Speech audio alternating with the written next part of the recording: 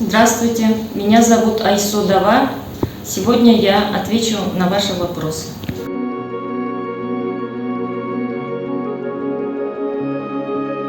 Для этого необходимо подать заявление в электронном виде через единый портал государственных услуг, либо через многофункциональный центр. Для назначения пособия на детей от 3 до 7 лет учитываются доходы от трудовой деятельности, от предпринимательской деятельности, учитывается также размер пенсии и стипендий. Если у взрослых членов семьи на протяжении всего года не было поступления трудовой деятельности, то им будет, к сожалению, отказано. Но если будут уважительные причины, то здесь уже комиссия будет рассматривать. Это уход за детьми, если один из родителей в многодетной семье не работает.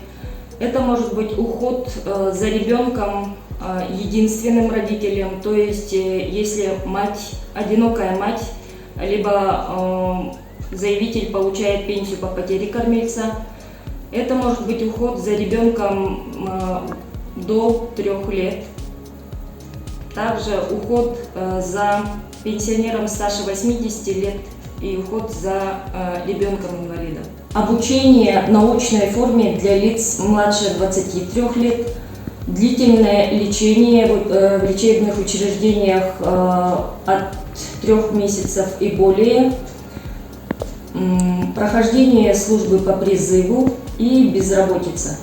То есть человек должен состоять на учете в центре занятости не более 6 месяцев. Нет, в сумме объективные причины должны составлять не менее 10 месяцев. Нет, эти доходы не учитываются. Учитываются только выплачиваемые алименты. Допустим, женщина при разводе получает алименты и повторно выходит замуж. В этом случае учитываются доходы заявителя, то есть матери ребенка, алименты на ребенка от бывшего супруга, и если она повторно выходит замуж, то учитываются доходы супруга. Нет, не учитывается. На опекаемого ребенка с 2021 года тоже можно подать документы на получение ежемесячной выплаты от 3 до 7 лет. Можно обратиться по телефону горячей линии 30189.